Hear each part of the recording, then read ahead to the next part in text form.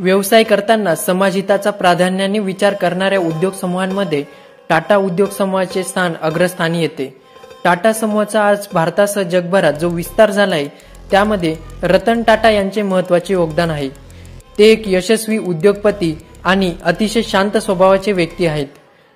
त्यांच्याशी संबंधित एक किस्सा आहे जो नक्कीच प्रेरणादायक आहे। 90च्या दशकात टाटा मोटर्सची इंडिका फ्लॉप झाल्यामुळे रतन टाटा यांनी प्रवासी कार विभाग विकण्याचा निर्णय घेतला। यासाठी ते 1999 मध्ये फोर्डचे तत्कालीन अध्यक्ष बिल फोर्ड यांना भेटण्यासाठी अमेरिकेला गेले।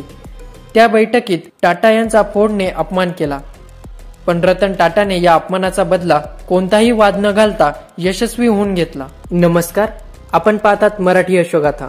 चला तर मग रतन टाटांबद्दल अधिक माहिती जाणून घेण्याचा प्रयत्न करूया।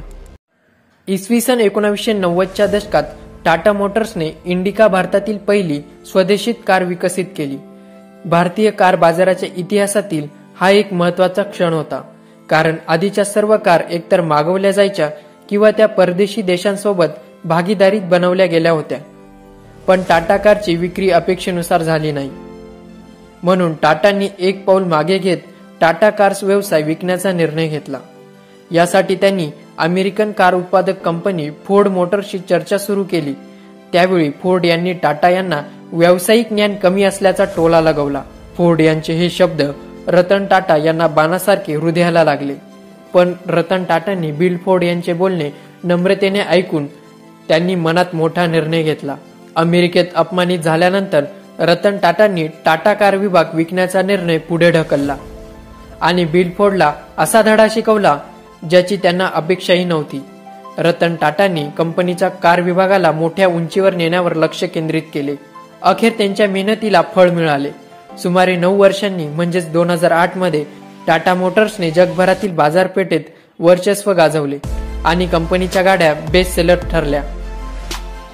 एकीकडे टाटा मोटर्स यशाचे टप्पे गाठत होते, तर त्याच वेळी फोर्ड मोटर्सची अवस्था बिकट झाली होती। 2008 मध्ये रतन टाटा यांनी फोर्ड कंपनी प्रचंड तोट्यात असताना कंपनीला सर्वात लोकप्रिय जॅग्वार आणि लँड रोव्हर ब्रँड्स विकत घेण्याची ऑफर दिली। विशेष म्हणजे यासाठी टाटा अमेरिकेत गेले नाही, तर त्यांचा अपमान करणाऱ्या बिल फोर्ड यांना स्वतः त्यांच्या संपूर्ण टीमसह मुंबईत यावं लागले। यावरून आपल्याला लक्षात येते की अपमानाचा बदला हा कुठलाही वाद न घालता यशस्वी होऊन घेतला जाऊ शकतो।